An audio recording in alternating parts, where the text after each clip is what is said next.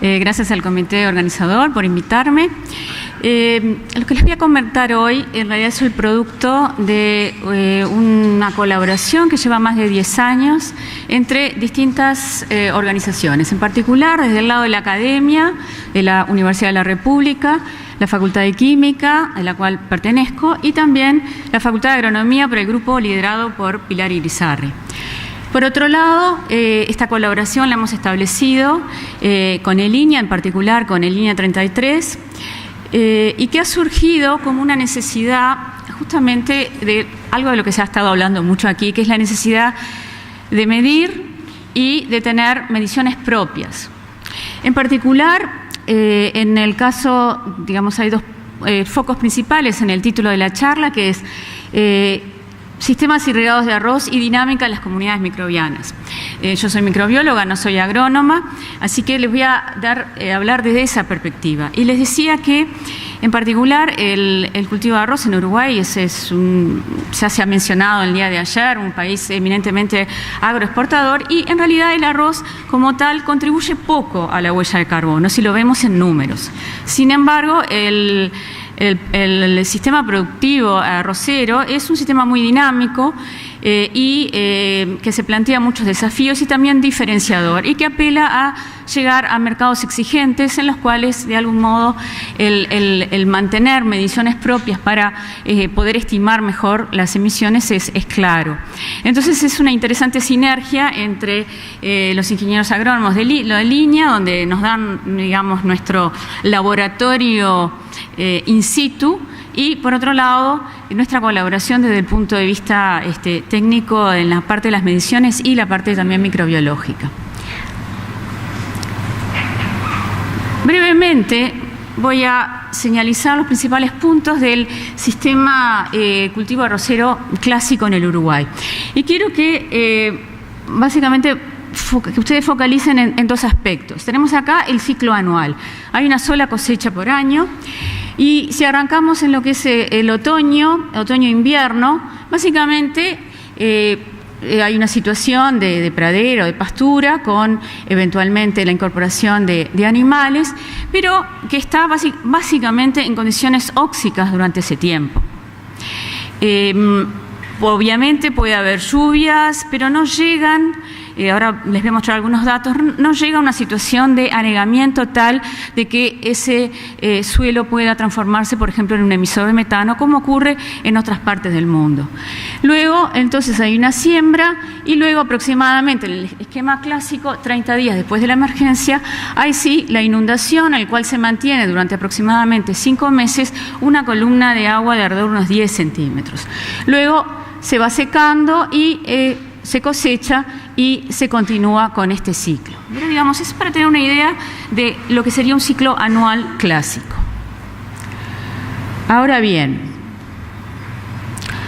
tratando de entender, y el foco aquí va a estar en la parte microbiológica, que por suerte varios de los conferencistas que me precedieron de algún modo empezaron a notar la importancia de entender esos procesos a nivel microbiológico para incorporarlos eventualmente a parámetros más clásicos asociados con las emisiones de gases. Y aquí tenemos entonces la situación del cultivo irrigado, y tenemos por un lado, aquí tenemos un esquema mostrando la planta, acá tenemos la lámina de agua. Fíjense que la emisión de metano, básicamente en el sistema de arroz irrigado, se da a través de la planta.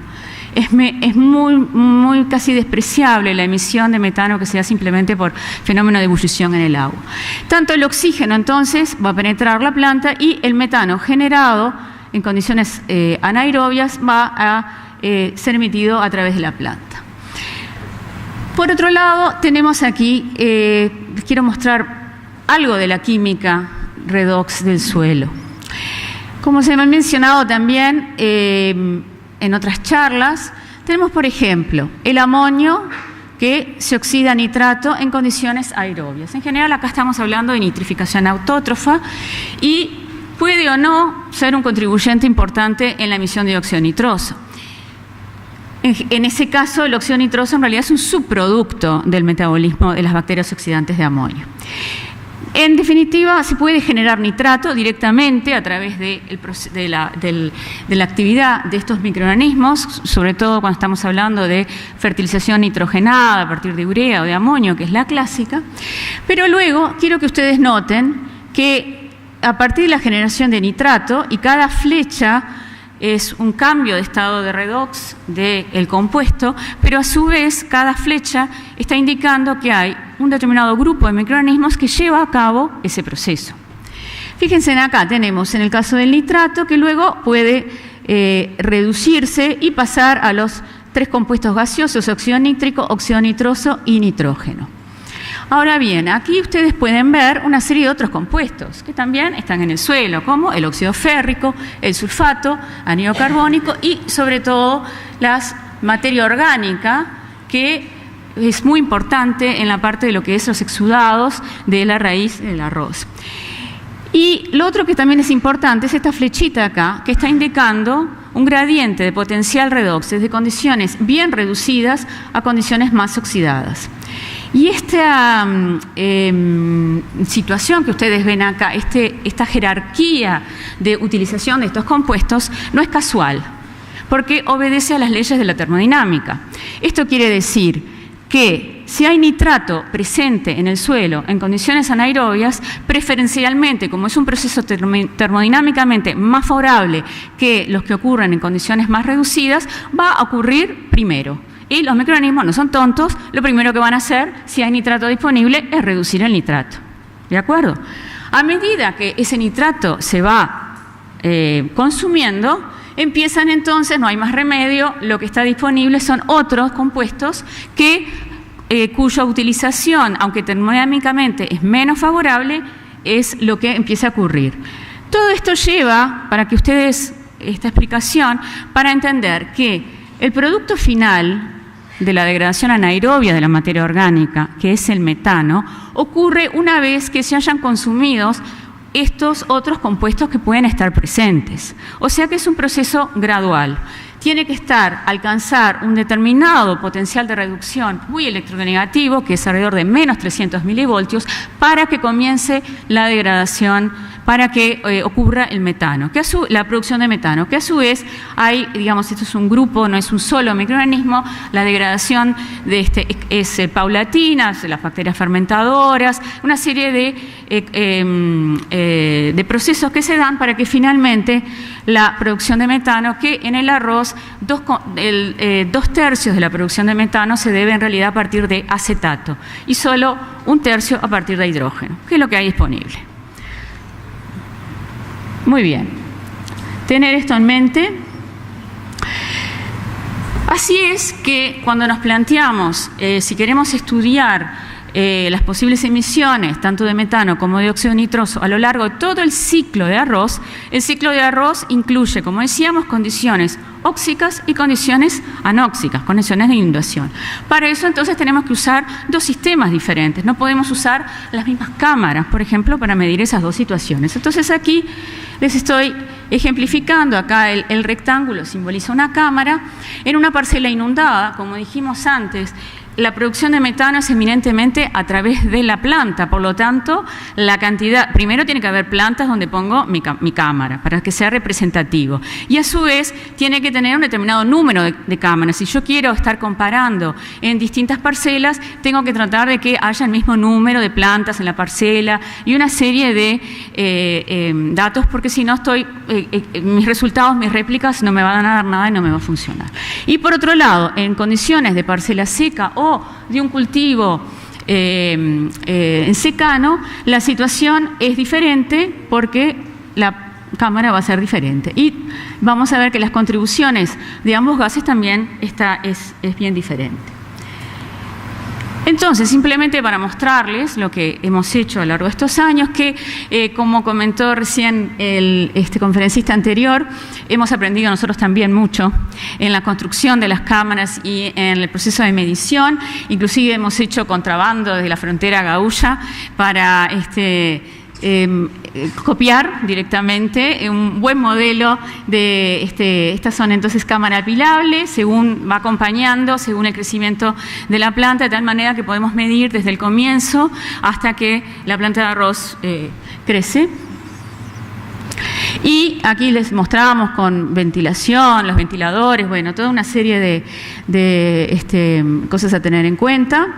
Y luego una cámara en condiciones de secano, que también gentilmente seguimos un modelo que me pasó Verónica Siganda,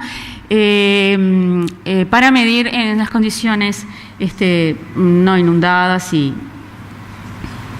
Entonces, yendo un poco a cómo podemos unir todo esto con los desafíos y oportunidades de mitigación. Dentro de los trabajos que hemos hecho, fue un trabajo en colaboración con el ingeniero Roel, en el cual eso es algo que está bastante establecido en la literatura, el manejo de la irrigación, que contribuye, según el tipo de manejo de irrigación, puedo disminuir las emisiones básicamente de metano en sistemas de arroz. Por un lado, hay que tener en cuenta la productividad del agua, la productividad del cultivo, hay toda una serie de detalles agronómicos, de que el retiro de agua tiene que hacerse en determinado momento para no afectar la planta y demás. Y por otro lado,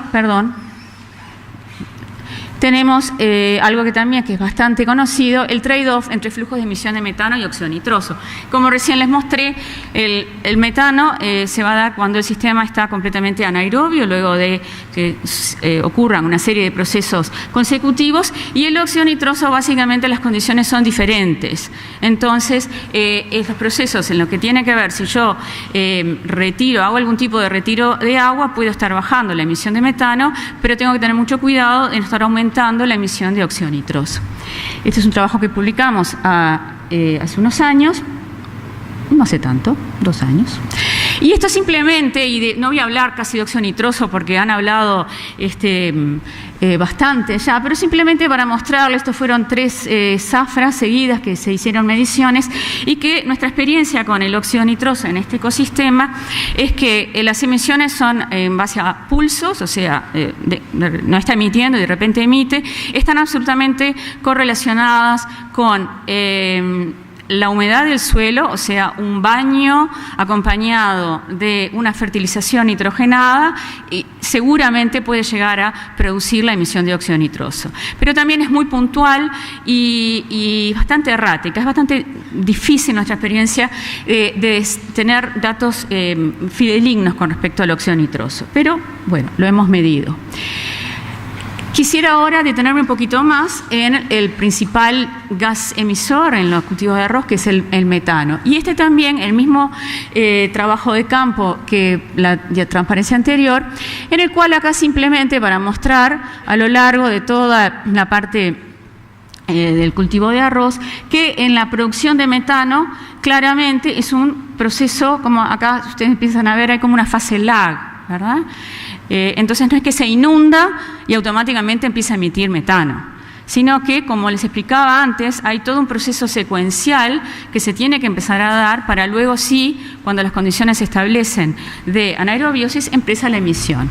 Y a su vez, lo otro que estuvimos viendo es que está relacionado, o sea, más o menos esta curva se mantiene bastante bien y está asociada con distintas etapas del cultivo de arroz, o sea, le hace la etapa vegetativa, la etapa de floración, madurez y la etapa reproductiva. A su vez, en este trabajo, como decíamos, están ensayando una de las maneras que está bastante aceptado para tratar de disminuir la emisión de metano, es el uso de distintos sistemas de irrigación. En particular que es bastante aceptado, el manejo seguro de déficit controlado. Esto quiere decir que en este experimento se puede retrasar la inundación permanente del cultivo, de tal manera que se comienza con un nivel saturado en el suelo, luego se permite que se haya una evapotranspiración hasta un 50% y luego se agrega agua para evitar dañar el cultivo.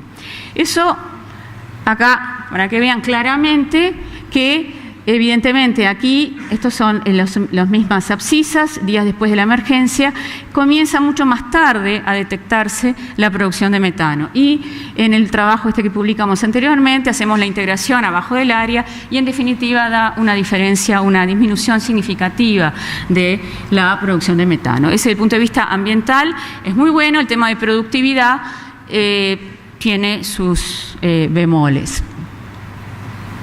Así que manejo de irrigación, esto para recordar que cuando estábamos haciendo este proyecto, Uruguay fue socio fundador de la Global Research Alliance, en particular del subgrupo de las Américas de arroz, en los cuales están tratando de, todos los países que hemos estado midiendo, hemos colaborado con esos datos de emisión, y hay una serie de normas, de guías, para que todo el mundo mida de la misma manera, de tal manera que los resultados sean comparables entre las distintas experiencias. Pasando la página, seguimos con posibles desafíos, más allá de lo que puede ser el manejo de la irrigación. Y, como se habló ayer, la intensificación sustentable, en el cual, en particular, el INEA está abocado a través de sus plataformas hacia el futuro, que involucran cambios en el sistema productivo y incluida entonces una rotación de cultivos para acercarnos a esta intensificación sustentable. Así es que el experimento a largo plazo, liderado por José Terra, en la unidad experimental de Paso La Laguna, INEA 33. Nosotros, en este proyecto que ha sido financiada por la ANI, la Agencia Nacional de Investigación e Innovación, tomamos 3 rotaciones de las 6 que están aconteciendo en este momento en 33. Y aquí nos fijamos, la rotación 1, arroz continuo, o sea, todos los años se está cultivando arroz. La rotación 4, que es lo que los ingenieros denominan el testigo tecnológico, que se asemeja al sistema clásico de producción de arroz en Uruguay, en el cual hay 2 años seguidos de arroz y luego hay pasturas, praderas, a lo largo de 3 años seguidos. Y luego retoma, o sea, el 6º año vuelve a arrancar el arroz. Y la rotación 6, que es una rotación alternando arroz-soja. Esto, para que tengan una idea, lo que está es la escala real, son parcelas bastante grandes, 18 por 60, y lo que ustedes, acá están los 3 bloques, lo que ustedes ven pintado en color son todas las parcelas que nosotros estuvimos muestreando en los resultados que les voy a mostrar ahora. Colocábamos una cámara por parcela, no es lo ideal, pero es lo que podíamos hacer. Y les voy a mostrar algunos datos generales. Esto simplemente, uno de los desafíos que teníamos era realmente medir a lo largo de todo el sistema arrocero, que eso incluye también lo que es el otoño y el invierno. Hay datos, por ejemplo, en Estados Unidos, de California, en el cual las parcelas, o sea, un sistema similar en el cual solo hay un cultivo de arroz por año, sin embargo, en gran parte del invierno, donde estuvo el arroz está permanentemente inundado, naturalmente, por el agua del deshielo. Ahí es un sistema altamente productor de metano. En cambio, nosotros, aún, digamos, aquí medimos en distintos momentos y había veces en que había coincidido que había habido alguna lluvia fuerte, o sea que creo que pudimos hacer tener una idea bastante acabada de la situación real y básicamente, como ustedes ven acá, nunca tuvimos ninguna medición significativa de metano. Creemos que eso tiene que ver con que porque ¿cuál es el carbono orgánico que está ahí? Está dado básicamente por el rastrojo. El rastrojo, al estar en condiciones aerobias, se está degradando aeróbicamente, entonces no da para hacer una producción de metano en forma anaerobia. Y acá simplemente para ver, estos fueron 2 zafras, 2 años, y aquí estamos... Lo que no dije, perdón, explicando el sistema anterior, es que todas las fases están presentes al mismo tiempo. Eso es un dato muy importante. Entonces, aquí tienen todas las fases de las 3 rotaciones que estudiamos, y aquí tienen las mediciones básicamente de metano, de acuerdo, y como ya sabíamos, nosotros en base a nuestra experiencia anterior, nos resultaba imposible que hiciéramos muestreos semanales como habíamos hecho en el experimento anterior. Pero en base a resultados de 3 zafras que conocíamos bastante bien el perfil de la curva de la producción de metano, elegimos 3 momentos bastante representativos de esa curva. Entonces tenemos la situación de macollaje, el 50% de la floración y madurez. Ya sabíamos que el 50% de floraciones teníamos básicamente el máximo de emisión. Lo que queríamos era corroborar eso a lo largo de todas las fases. No tuvimos diferencias significativas en los valores de emisión entre las distintas rotaciones. Ahora bien, hasta ahora hemos hablado de emisión en el sentido clásico de las medidas. Ahora, si tratamos de volver a lo que ocurre en el cultivo, habíamos visto entonces los distintos procesos de los cuales ya hemos hablado, así que voy a ir rápido por esto. La nitrificación en condiciones aerobias, que luego puede dar lugar a la desnitrificación, producción de dióxido nitroso. Y tenemos, por un lado, la metanogénesis como producto final de la degradación anaerobia de la materia orgánica, y algo que también se mencionó, Roger hoy mencionó, justamente este grupo de microorganismos muy simpáticos, que son las bacterias metanótrofas, que pueden consumir el metano. En este ecosistema, digamos, alrededor de la raíz, tenemos los 2 ingredientes que ellos necesitan. Es el oxígeno, transmitido a través del arenquima de la planta, y la producción de metano por los microorganismos que están acá en condiciones anaerobias. A lo que voy es que, en definitiva, cuando estamos midiendo el metano, finalmente es un balance, es el producto de 2, o sea, es el balance neto de 2 procesos: la producción de metano y el consumo de metano. Entonces, si tratamos de enfocar desde un punto de vista más polifásico, tenemos quiénes son los que intervienen, cuáles son los factores que intervienen en los balances finales de emisión. Tenemos las comunidades microbianas, las propiedades del suelo, propiedades físico-químicas, manejo, rotaciones, el tipo de riego, fertilización, las variedades que se emplean, que son muy importantes dependiendo entonces del sistema radicular que tengan por la producción de exudados, y la historia previa del suelo. ¿Esto qué quiere decir? Como les comentaba en el caso anterior, si hay una situación de inundación de alto contenido de materia orgánica durante el invierno, cuando no hay arroz, eso va a influir ¿en qué? Va a influir en que el arranque del metano sea mucho más rápido, y a su vez, en definitiva, después el área bajo la curva a lo largo de todo el ciclo del arroz va a ser mayor. Entonces nos hicimos las siguientes preguntas. ¿Cuál es la incidencia del uso previo inmediato del suelo en las comunidades y variables estudiadas? ¿Existen diferencias entre las rotaciones o intrarrotaciones, distintas fases de cada rotación, según esas variables, y los momentos de muestreo corresponden al estadio del cultivo? Entonces, como estrategia, ¿cuál fue nuestra estrategia de trabajo? Por un lado, medir parámetros físicos del suelo. Eso lleva a unirlo con la producción de metano y consumo de metano. Por otro lado, tenemos todo lo que es el ciclo del nitrógeno, la producción de dióxido nitroso, a través de los procesos de nitrificación y desnitrificación. Ahora, nos podemos preguntar, ¿cómo influye entonces esta caja de parámetros físico-químicos en ambos grandes procesos?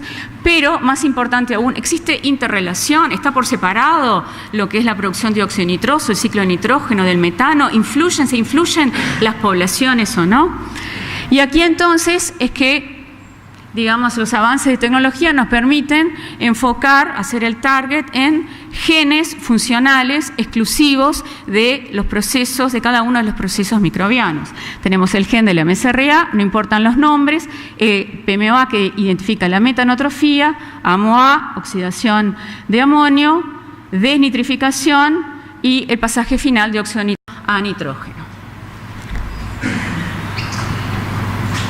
Entonces, algunos resultados, algún pantallazo.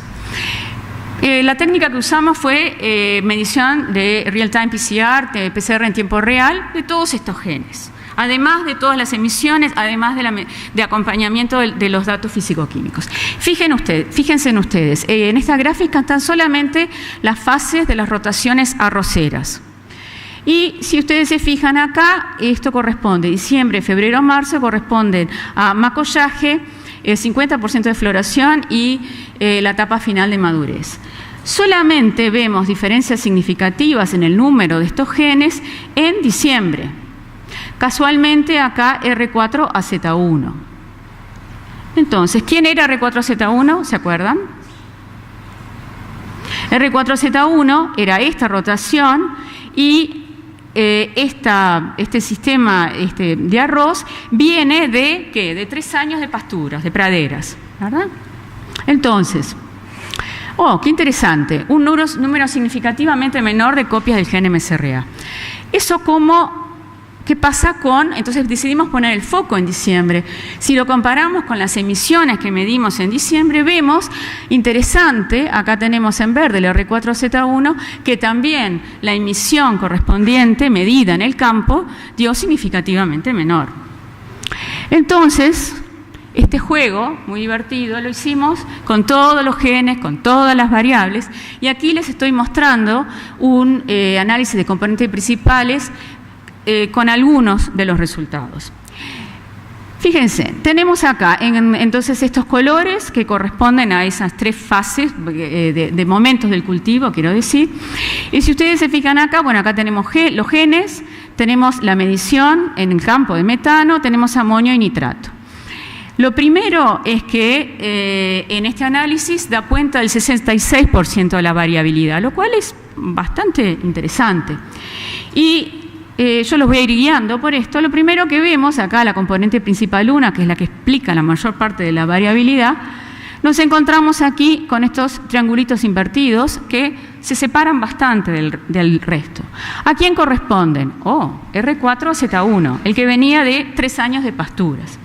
Si seguimos mirando, encontramos otro agrupamiento que se corresponde básicamente con el 3er año de pastura y soja, que tienen en común, estamos en condiciones aerobias, óxicas. Y luego, finalmente, podemos encontrar, y bueno, tenemos medio colado ahí el R6AZ, o sea, la rotación 6 que alternaba arroz y soja. Y también ese arroz viene del año anterior con soja, condiciones aerobias. Y en el triángulo, en el negro, lo que encontramos es que se concentra R1AZ, o sea, el intensivo de arroz, todos los años arroz, y lo que corresponde al R4, el 2.º año de arroz, o sea, lo que tuvo arroz el año anterior. Entonces, ¿esto qué nos está diciendo? Además nos está diciendo otras cosas. Acá, por ejemplo, pueden ver que el metano, la emisión de metano, la medida de metano, correlaciona fuertemente, una correlación positiva con los genes MSRA. Por otro lado, vemos que hay una correlación negativa con el nitrato. Si prestaron atención a lo que hablé al principio, ¿eso era esperable o no? Si hay nitrato, no hay emisión de metano. Así que sí, correlación negativa es absolutamente esperable. Esto en realidad nos dio confianza en que nuestros resultados, que podíamos usar estas variables para explicar el sistema. Y simplemente para verlo más claramente, viendo el agrupamiento de las fases en análisis de conglomerados, que lo que trata es de buscar lo que se parece más para unirlo, podemos ver que si arranca de acá, el primero que se separa, el primero digamos que se diferencia, la primera fase que se diferencia del resto es en el tratamiento 4AZ1, el que venía de 3 años de pasturas. Luego agrupan juntos tratamiento, la fase del R6, la soja aerobia, y la fase aerobia también de R4, pastura de 3er año. Y por otro lado, vemos acá los arroces, agrupando más juntos arroz de 2.º año, que viene de arroz, y el intensivo, que siempre viene de arroz. Entonces, todo esto nos está sugiriendo, en algunas conclusiones, que el análisis de correlaciones revela interacciones fuertes entre los parámetros del suelo y la abundancia de genes de grupos microbianos y emisiones. No me daba el tiempo en esta presentación de hablar en detalle de las correlaciones. Los invito a mirar el póster que tenemos presentado con todos los colaboradores. En particular, quiero mencionar a Daniela Orelloni, que ha sido un poco el alma mater de este trabajo. Por otro lado, también el manejo previo en condiciones óxicas impacta a nivel de abundancia de genes de MSRA, los genes que están en las bacterias metanogénicas, en la fase inicial del cultivo de arroz. Luego se borra, ¿sí? Entonces lo veíamos diferencias en diciembre y luego, a medida que el cultivo está avanzando, eso se borra. Entonces, la presencia de arroz homogeneiza rotaciones y fases. Eso hace que tal vez tengamos que enfocarnos en ese primer momento del arroz.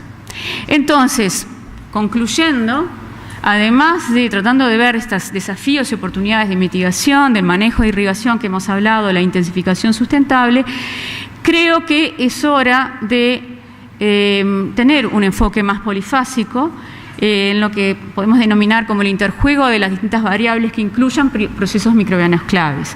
Y podemos ver que entonces encontrar una respuesta diferencial frente a la historia del suelo, la historia y no solo a largo plazo. Hay muchos trabajos en los que muestran diferencias a lo largo de 20 años, pero acá estamos viendo que alcanza unos pocos años para empezar a ver diferencias. Y por último, no me dio el tiempo de hablar mucho de esto, los microorganismos como proxies, parámetros indirectos para predecir emisiones.